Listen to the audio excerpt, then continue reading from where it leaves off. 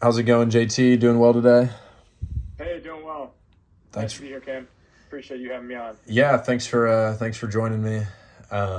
So yeah, we're just gonna go ahead and get started right off the bat here. Just wanted to make sure you consent to being interviewed. Oh yeah, no, I'm Okay. I'm cool as a cat with interview process here. All right. Sounds great. So today's interview kind of consists of just kind of like the words we use, what they mean, how we say them, and the importance of Hmm. them as well. So, first question here: does your vocabulary reflect the words that your friends use? Hmm. Yeah, it's a really good question.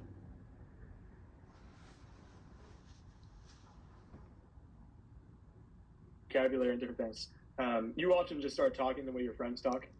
Um, but for me personally, I like to be the pioneer of new words, so that other people can kind of hop on board the words that I'm using too. But no, definitely, I would say like for example, if I go down south or something, like I might pick up y'all, I might pick up some other different stuff that they're saying down there. And so I think it's just you are a product of your environment, and whatever words you end up saying is typically what your friends are saying at the same time as well. Yeah, that seems to be really true. So, you would say that you've spent some time like in the South or like in Kentucky. Did you have some friends there where you started like kind of speaking like them? Yeah, yeah, definitely. There was this project that I was on a couple summers ago, and there's a few Christians just from different areas of and I just spent like the entire summer with them, and I started to pick up different slangs and different things that they were saying. And it was funny coming back here because I was like, people aren't speaking the same way as I was used to, right? Hmm. Um, and so I think it's just kind of cool. Like you can pick up things from different people, and it could be really good and it could be really bad depending on the type of vocabulary they're using. Um, but yeah, definitely just like if it's a bad vocabulary, just be mindful of that as you're thinking about the things that you want to express, you want to say. It's important just to be cognizant of those negative words potentially that they're saying. Not that they were saying anything negative, but I'm just saying in general. Yeah.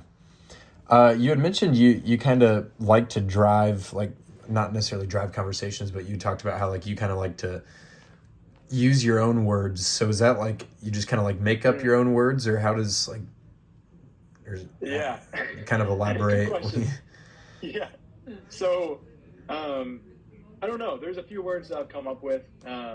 One being Jilliant. It's Mhm. a something that I would use to like really say that someone's doing really well, someone's doing really awesome. Like that was a Jilliant move, or like I don't know. It kind of replaces brilliant, but like in a good sense too. So it's like even more than brilliant. Anyway, I've used those. I've used different pseudonyms for myself. Just I like to have a creative outlet just to express my creativity. Mhm. And I find that making up words is really, helpful in that regard. Um, and so, I can make up a whole bunch of different words based upon the situation that I want to talk about. Some words are not in the English vocabulary because, they're not actual words, but like I feel like my word expresses myself better than their words would, if that makes sense. Yeah. Um, so I don't know. It's just kind of fun to make up your own words and come up with different stuff like that. So That's interesting. It almost seems like there's scenarios or cases where there should be a word for something and there's not. Like it yeah, just kind of makes sense. Have you ever thought about that, or have you ever had a scenario or something that happened where it was like there needs to be a word for that, but there isn't, and you just kind of it makes it difficult to yeah, describe. right. What that draws me to is, have you ever seen Phineas and Ferb? Yeah, yeah, that's a good show. Yeah. So there was this song that they used to sing called AGLET, and no one knows what like the tip of a shoelace is called, and Yeah, so it's actually called the aglet. And I really. I had never known that before, and I feel like many people don't know that. So they were kind of drawing light to something that was like very unheard of that you never really would have thought about. Mhm. Um, and so I think in the same way, this is a very specific scenario, but have you ever like cooked on a cast iron pan or like cooked on a stick pan that might is not nonstick? Yeah, yeah, many Yeah, times, unfortunately. yeah, right. And so you put the oil on there, and what happens? Well, you cook all the meat, you cook everything you're cooking, Uh-huh. and you're left with this just sticky residue that's just disgusting on that pan. And it's like there needs to be a word for that, you know? Yeah. And Yeah. so the word that I came up with was crunt.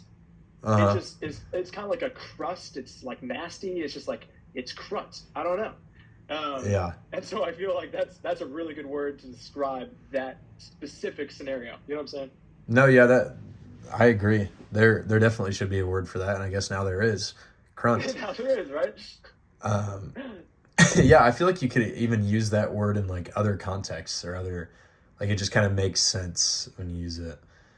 Yeah, no, definitely. You could expand that to I don't know, whatever else your heart desires. Hmm. So long as you're not being like disrespectful to anybody. But Yeah. Um, so another question here: how we say words versus what we say, like how you say them and what you say. What do you think is more important? hmm, how you say them versus what you say. Yeah.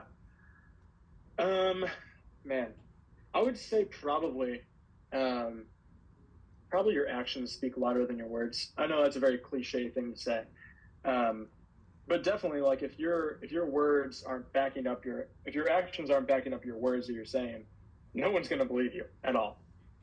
Um, so like you could say, I always bring up this analogy, like if you're talking to a dog who doesn't understand the English language like at all, right? And you tell them like the most heinous, disgusting, nasty thing, and you're telling them they're a terrible dog and terrible thing, but you do it in such a kind, like reassuring voice, they're gonna pick up on that tone, right? And they're gonna think, oh, these words mean good. And Yeah. then in a similar way, if you do the opposite, where you say all these good things to the dog, you're a great dog, I love you, you're so awesome, but you say it in like a yelling way, then they're going to think that it's bad, right? And so I think even with humans who can understand like the English language and other languages, it matters about how you present your words. Someone could take sarcasm for like actually a real compliment, or vice versa, right? And it could cause all this complication. I think far too often we, think about how the words are being said rather than what they're actually saying.